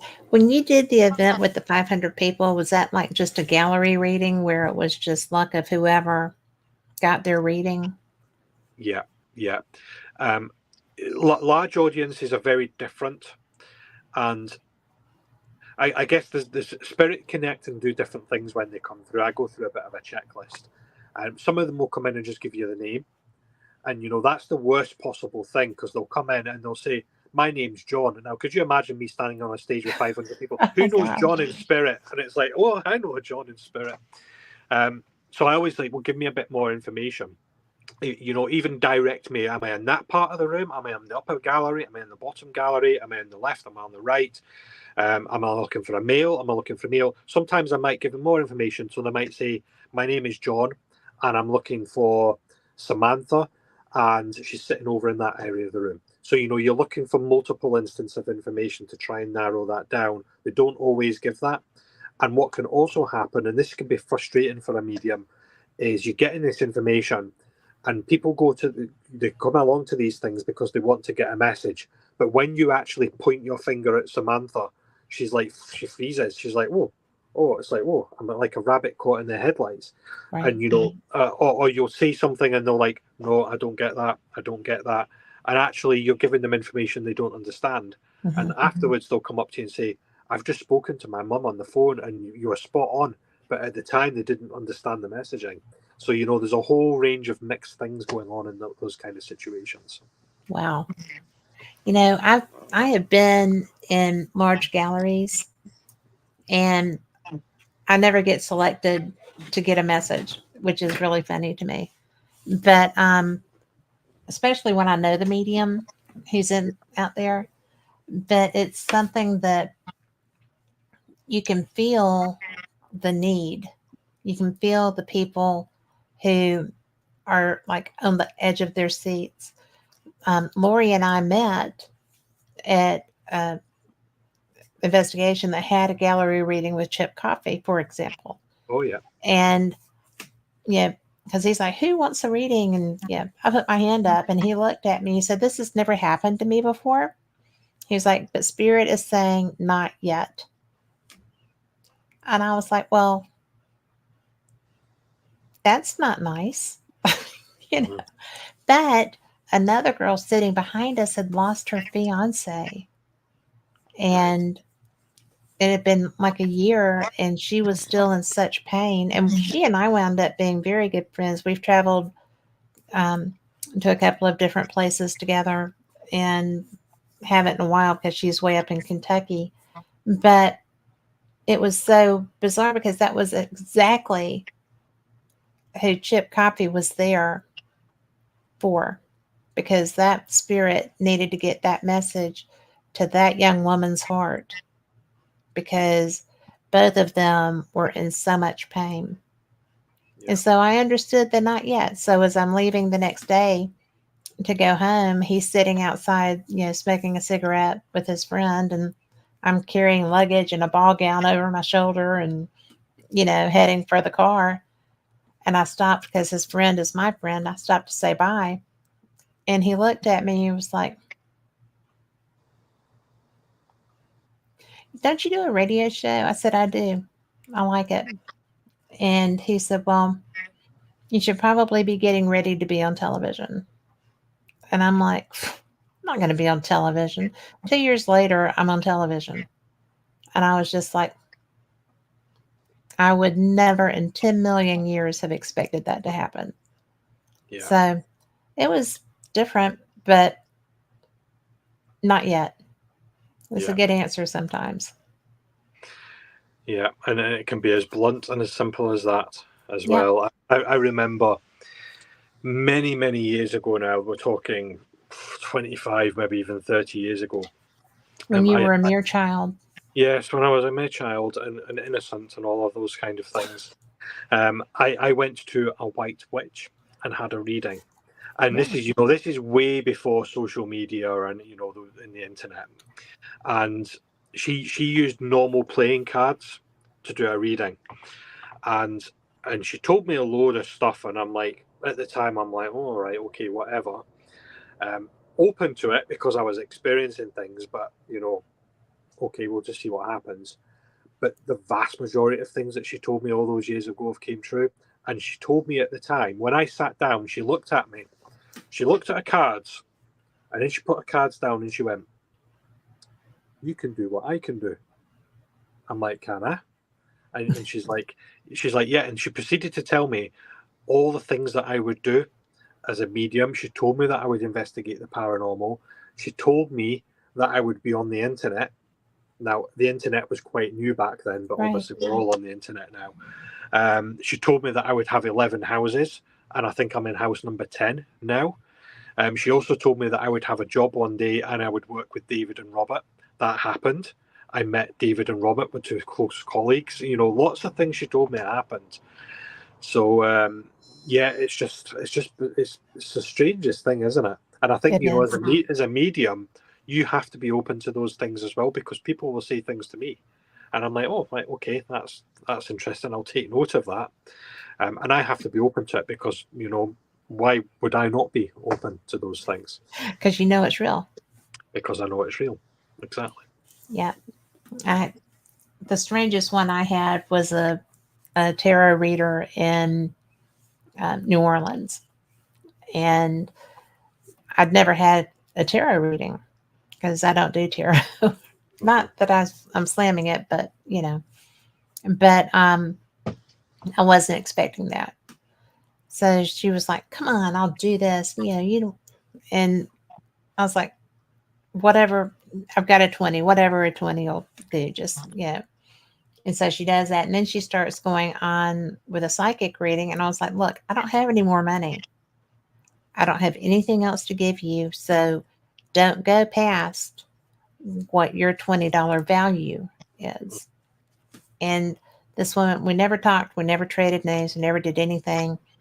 She got a little bit out of shape because she wanted more money, and I'm like, "I don't have it. I have Yeah. no more cash." So as I'm walking away, because it was mediocre, right? And as I'm walking away, I am almost across Jackson Square from her, which is like where St. Giles Cathedral is, that big open area. And so I heard my name, And I turned around and I looked at her and I was like, I heard you. And she didn't get my name. We didn't get each other's name. Yeah. And so I walked back over there. I was I was confrontational for me. I walked over there. I was like, "Did you want something?" And she just looked at me. She said, "Well, I don't know what you're talking about." I said, "If you're going to use my name, you need to let me know why. I don't mind answering questions, but don't be directing things to me." And I just turned around and I walked off because she was feisty at that moment. And how she knew my name was her skill. So I was just like, because New Orleans is full of voodoo and negativity sometimes. And I was just like, no, we are not doing anything negative about me. But that was kind of freaky. Oh, have we lost Lee? Can we get him back? Maybe he'll call right back in. In the meantime, we have got here some comments from April. She says that she is honestly freaked out when things happen that she knew beforehand, especially deaths. And I'm going to tell you that I we have him coming back. I get freaked out by that too, April. There you are. You're going to have to hang on tighter, man.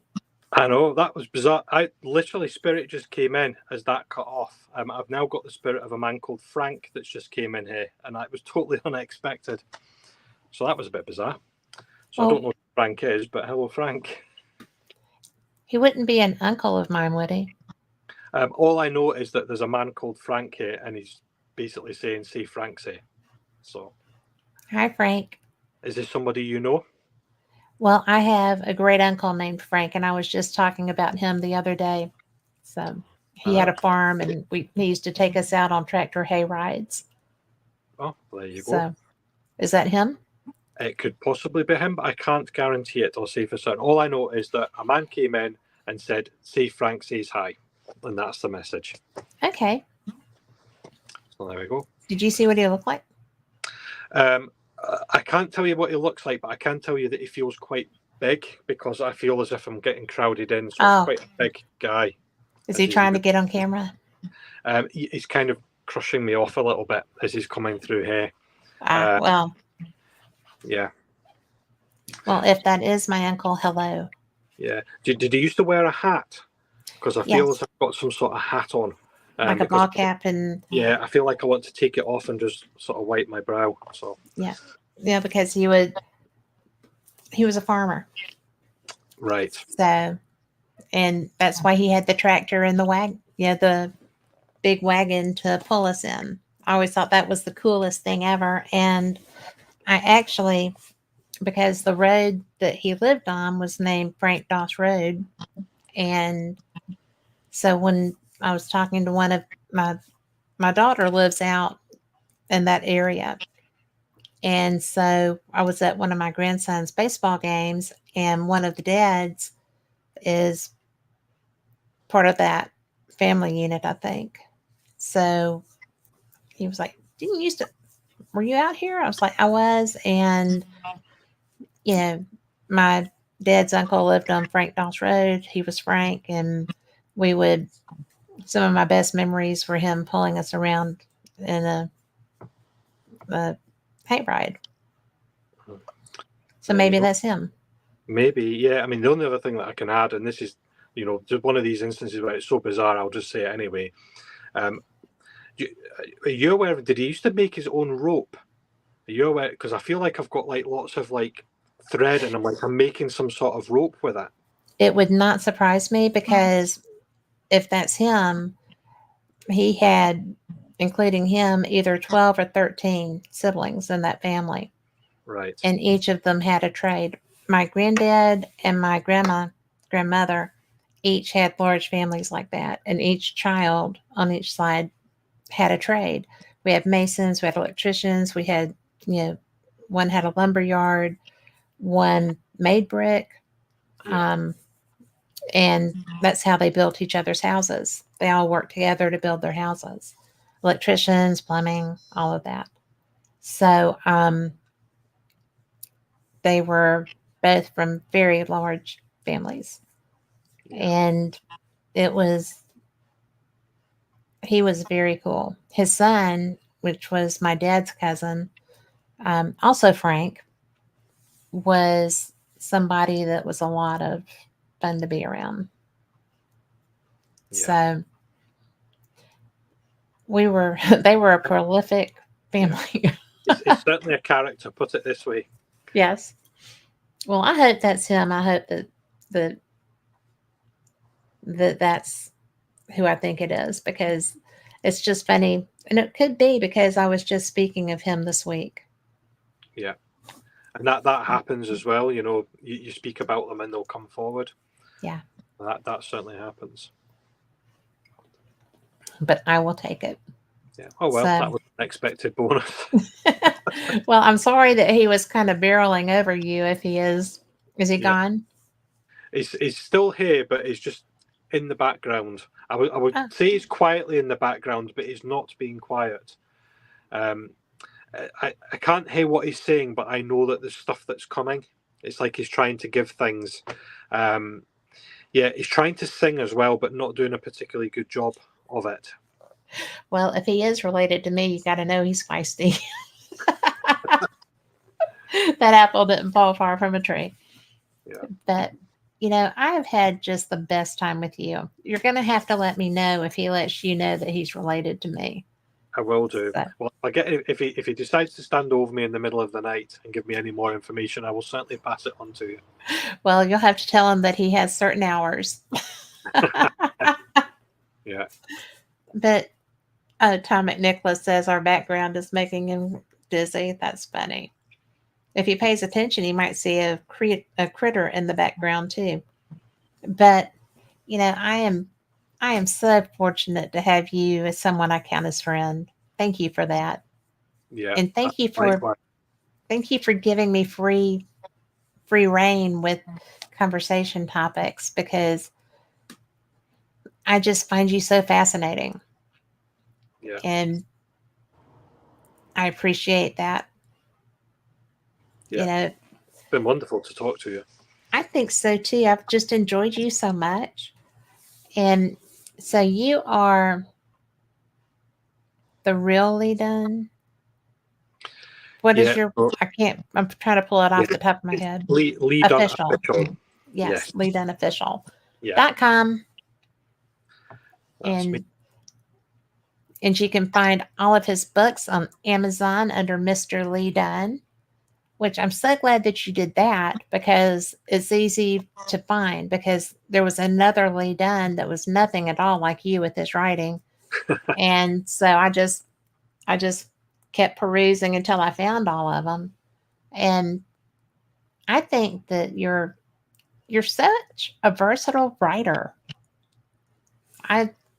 Everybody needs to go get these books. And if you do put together that primer, or whatever you're going to wind up calling it, I definitely want that, but it can't be too much weight that I can't get it home. I can send it in the post. Well, I just I really enjoy you so much. Do you have anything you want to share before we go? It's been, it's there's my light going off again. Spirit's probably Frank. Yeah, probably. Thanks, Frank. It's been wonderful to speak to you. I think we're probably only just scraping the tip of the iceberg on a lot of these conversations. Yes. Yeah, and and thanks for those that have asked questions and that have engaged and be patient and watched and listened to me talk as well. It's been wonderful to connect with everyone. Well, we will have to do this again sometime, because we really and truly, with all of your vast experiences, only touched the edge. So just got a toe wet. Yeah. So we'll have to do I'm still learning as well, and it's good to learn from other people and hear their experiences too. Well, You're the only person really that I know that I can share something with and say, "What do you think?" you know, because my husband just watches it happen and he's kind of like, didn't know that could happen. I'm like, me either. No idea. It's just there. So it's nice to be able to bounce things off of you. And I appreciate you being willing to let me too. Yep, anytime. And I will And certainly see you when you're back over in Scotland. And if I'm back in the US at all, then I will let you know. please do, because I just found out today that Aussie Paranormal is in New Orleans, which is Right. only like a 5 hour drive from me. And if I'd known that they were coming here, I would have gone to meet them. So I told them who to get in touch with down there because they were very taken with Madame LeBeau. So I was like, well, let me tell you who to talk to. Yeah, there you So go. it's just anytime you're here, I just want to know. April said, come to Wisconsin. The weather would not be adverse for you. It's cold there. Oh, is it? Well, it's cold. It's about 3 degrees here at the moment. What is So, that Fahrenheit? oh, you're testing me now. No idea. It's pretty It's cold. cold. Not quite freezing, but close to it. Yes. Well, no, thank you. That's why I come in the summer. So, but thank you again for everyone who has listened to us. We so appreciate you. You're the reason we do this, and y'all be blessed. Have a great week, and just look for the good. Likewise, Bye. you too. Thanks, everyone.